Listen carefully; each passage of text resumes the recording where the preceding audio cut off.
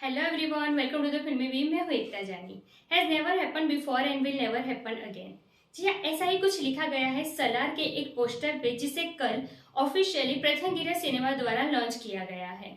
जिसका मतलब है ऐसा ना आज से पहले कभी हुआ है और ना ही आज के बाद कभी होगा।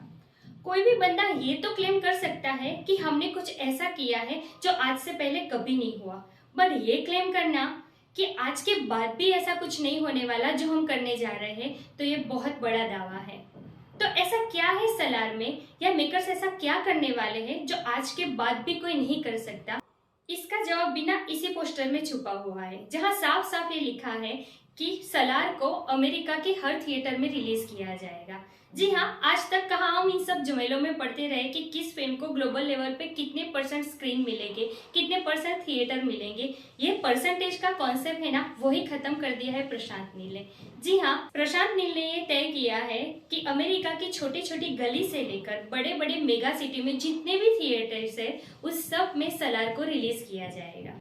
अगर ये आइडिया ठीक तरीके से इम्प्लीमेंट हो गया ना, तो ये कहना गलत नहीं होगा कि सलार कलेक्शन के मामले में पिछले सारी बड़ी बड़ी फिल्म के रिकॉर्ड ब्रेक कर देगी।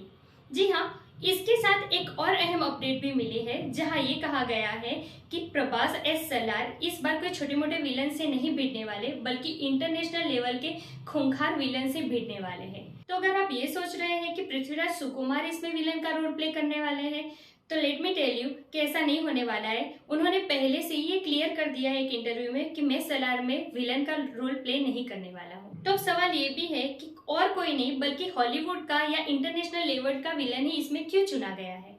तो ये ऐसे नहीं चुना गया है, इसके पीछे कई सारे कारण भी है और मूवी की कहीं ना कहीं कहानी भी इससे जुड़ी हुई है। तो ऐसे क्या कारण है और इसमें क्या कहानी छुपी है, ये जानने के लिए आपको ना थोड़ा फ्लैशबैक में जाना होगा, वो भी KGF के एरा में।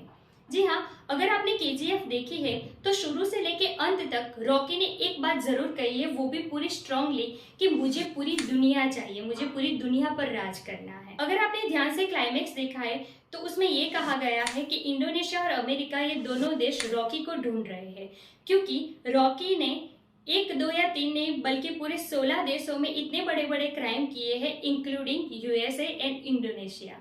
तो ये सब कब हुआ? क्योंकि जब तक हमने कहानी देखी है KGF चैप्टर 1 और 2 की, तब तक तो यही दिखाया गया है कि रॉकी भाई ने सिर्फ इंडिया में ही खलबली मचाई है, और लास्ट के सीन में उन्हें दरिया में अपने सोने के साथ डूबते हुए दिखाई दिया है, और वहां पर ही द एंड हो जाता है।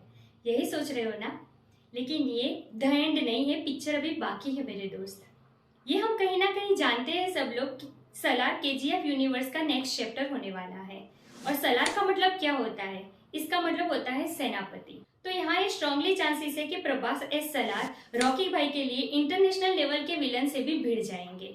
जी हाँ, और अगर आपने प्रशांत नील का लास्ट ईयर का एक इंटरव्यू देखा है तो आपको ये पता होगा कि उन्होंने यहाँ क्लियरली कहा है कि सलार के पार्ट 1 की शूटिंग ही सिर्फ इंडिया में हुई है, पार्ट 2 की शूटिंग हुई है यूरोप के अलग अलग देशों में।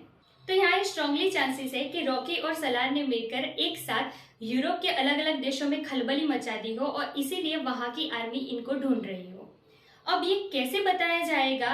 पार्ट 1 में कितना दिखाया जाएगा, पार्ट 2 में कितना दिखाया जाएगा, ये तो वक्त आने पर जब पिक्चर रिलीज होगी तभी पता चलेगा। अगर ये सब कहानी सच है ना, तो सच मानो ग्लोबल लेवल पर मास सिनेमा के तौर पर सलार एक अपना अलग से इतिहास रचेगा।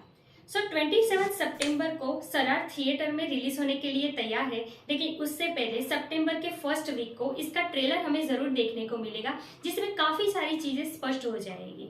मैं पर्सनली यश और प्रभास दोनों की बहुत बड़ी फैन हूँ, और मैं तो बहुत एक्साइटेड हूँ इस मूवी को लेके, क्योंकि मेरे दोनों फेवरेट एक फ्रेम में मुझे नजर आने वाले हैं।